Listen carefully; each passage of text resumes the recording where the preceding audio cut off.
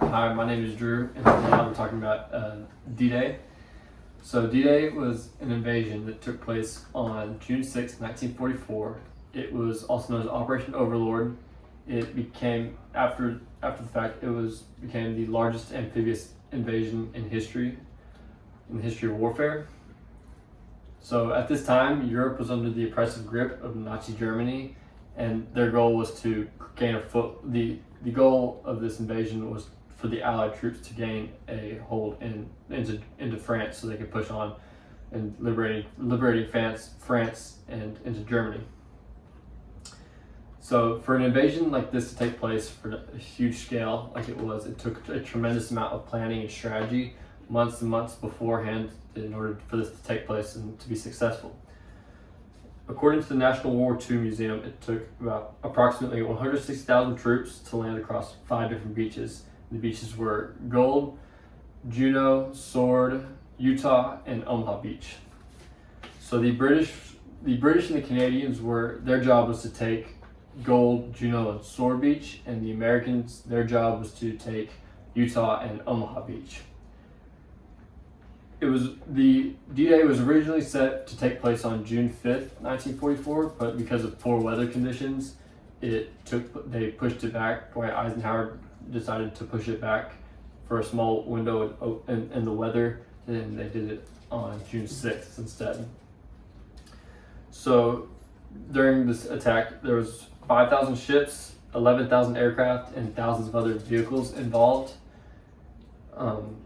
And there was also a deception plan the Allies used to throw off the Nazis from thinking of where they're going to land. This was known as Operation Fortitude. So they used fake radio transmissions. They had a fake army set up, and they used a fake spies in order to throw off the Nazis into thinking they were going to attack and invade at the Pas de Calais. And so the Germans, Hitler sent most of their forces to that area, and he had most of that area defended. And then they attacked at Normandy, which was less defended. So shortly after midnight on June 6th, the Allied troops dropped many soldiers behind the German lines, and their jobs were to blow up railroads and other roads and methods that the Germans could use in order to send reinforcements. So this prevented them from having the ability to send reinforcements quickly when the attack started. And then that morning at 6:30 a.m., an artillery barrage started, and so from the ships they began bombarding the German bunkers and lines from the ocean, and before they sent the troops on the Higgins boats. And so most of the Americans were packed into the flat-bottomed Higgins boats, and then they were launched from the ships about 10 miles off the French coast. That's also according to the National World War II Museum. Once the troops landed on the beach, they had to cross around 300 yards of the beach in order to get cover, and this entire time they were being faced with heavy machine gun fire, and many troops this is where most were killed, trying to cross the beach to get to cover on farther up.